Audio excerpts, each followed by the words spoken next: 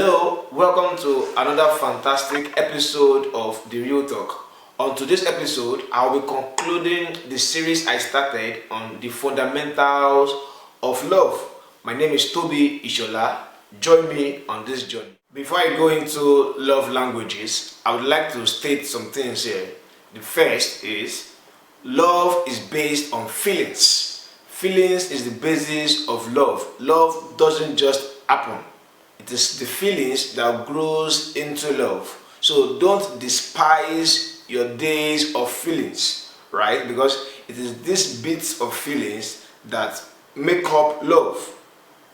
The second thing is, love is not sex. Although sex is embedded in love for the married guys, but for the single guys, don't see sex as a demonstration of love. Most times when people demand for sex, it is just to satisfy an urge. Sex is not necessarily a demonstration of love.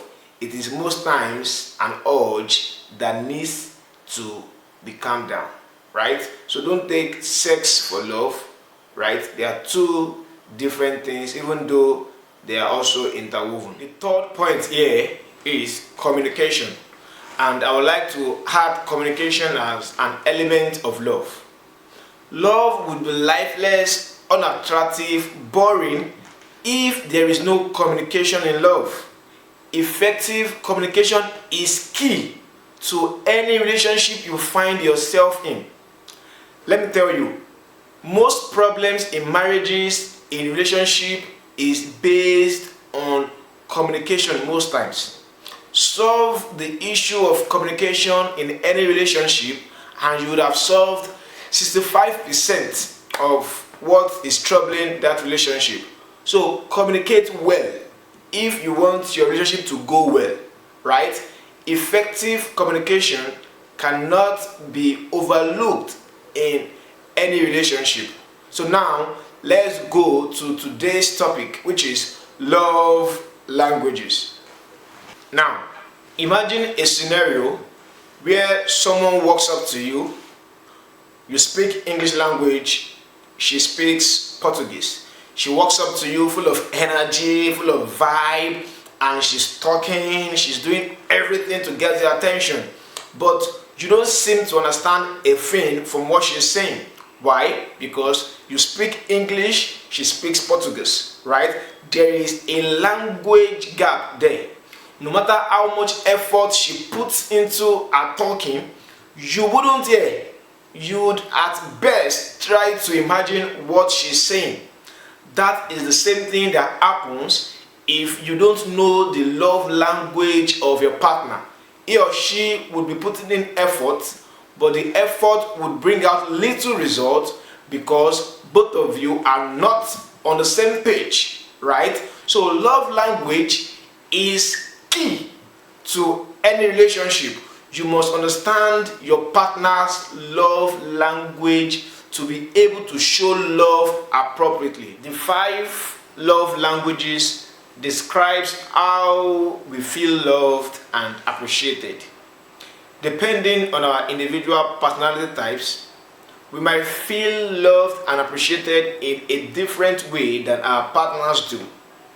So, according to Dr. Chapman, we have 5 love languages.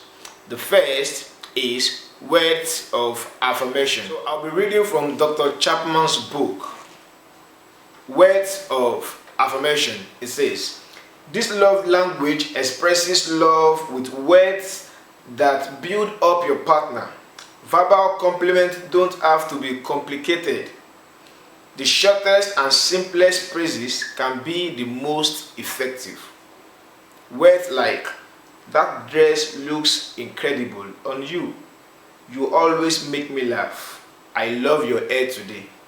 Words mean a lot if your partner has this love language.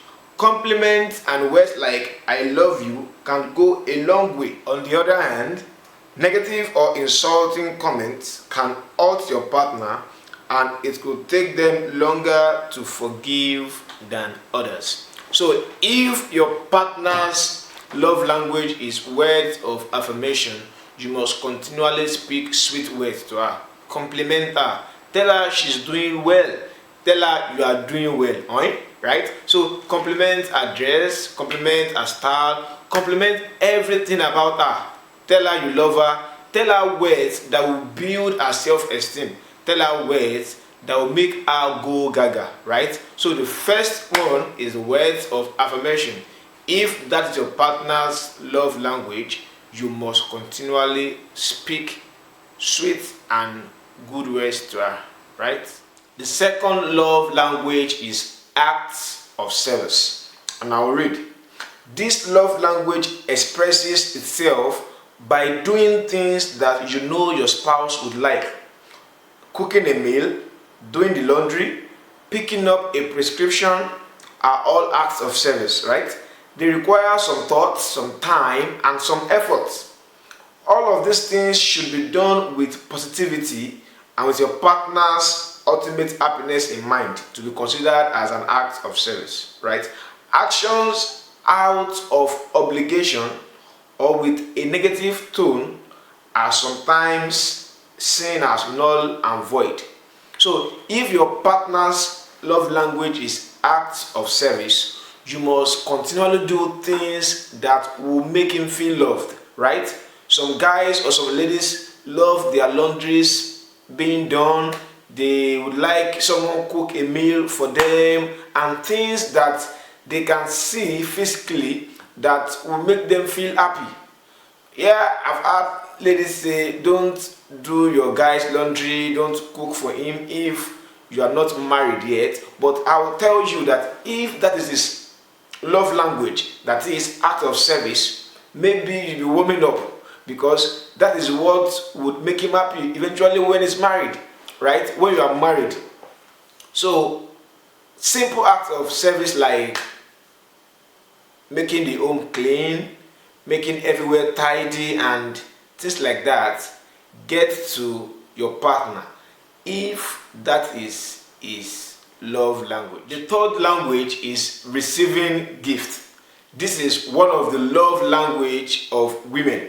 Most women prefer receiving gift as a love language, or better put, most women have receiving gift as a love language. So if you're a guy, you would want to listen to this. Now let me read from Dr. Chapman's book.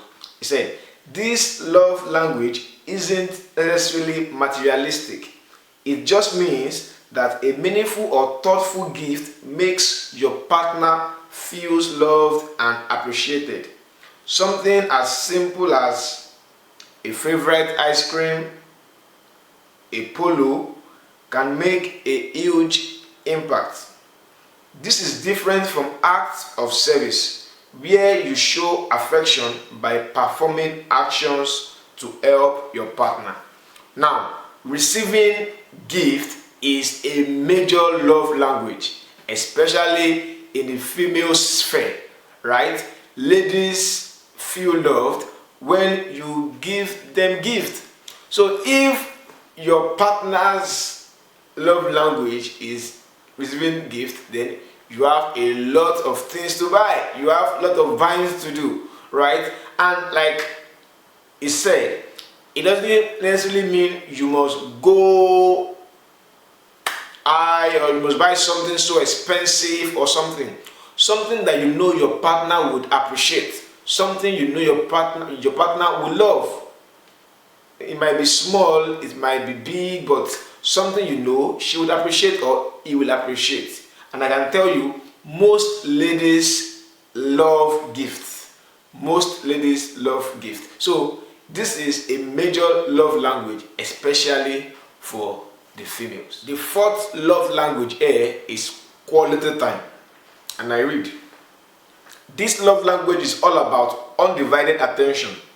No televisions, no smartphones, or any other distractions. If this is your partner's primary language, they don't want just any time. They want you to put them at the center of your attention. They want their partners to look at them and them alone. This doesn't mean that you can't watch movies or watch football. It just means that you need to make sure to dedicate time together without any of the distractions. That will help them feel comfortable in the relationship. Every time you cancel a date or you postpone a time together, you are telling your partner that you value activities more than him or her. Now, if your partner's love language is quality time, you don't have a choice, you must devote that time. It is called quality time because the time must be quality. And when we say the time is quality, it has to do with the longevity of the time, how long the time is. So if your partner's love language is quality time, you must find time to talk, to gist, to share views with your partner, because this is our own way of feeling loved. This is our own way of you caring for her, right? So if it's quality time, it has to be quality time. The fifth point here is physical touch. I'll read. To people with this love language, nothing is more impactful than the physical touch of their partner. They aren't necessarily into over-the-top PDA, and PDA means public display of affection, but they do feel more connected and safe in a relationship by holding hands, kissing, hugging, etc. If physical touch is your partner's primary love language, they will feel unloved without physical touch. All of the words and gifts in the world won't change that about them. They want to feel you close by, not just emotionally, but physically. So, physical touch is quite self-explanatory. If your partner's love language is physical touch, my dear, you have to touch. And when I mean touch, it doesn't necessarily have to mean sex. It might be hugs, kisses, pecks, and all of those small things that might matter to your partner because that is our love language. So physical touch is as compulsory and necessary as other love language. When you touch your partner, have it at the back of your mind that you are making her feel loved. That is your own way of loving her. If you buy her a gift, if you wash her clothes, if you do so many things for her, she might not necessarily feel loved like you touching her. So if physical touch is your partner's love language, be ready to bring her close to you most of the time. The 5 love languages are words of affirmation, acts of service, receiving gift, quality time, and physical touch. You must know your partner's love language, right? To be able to love well and appropriately, right? And to know this, you must discuss with your partner. Both of you must open up. Now, it might be more than 1, 2, 3, but the first one is usually regarded as the primary love language, while others can just back it up. But it is compulsory that you know your partner's love language. Thank you so much for watching this episode. Please subscribe to my channel by hitting the subscribe button on the screen.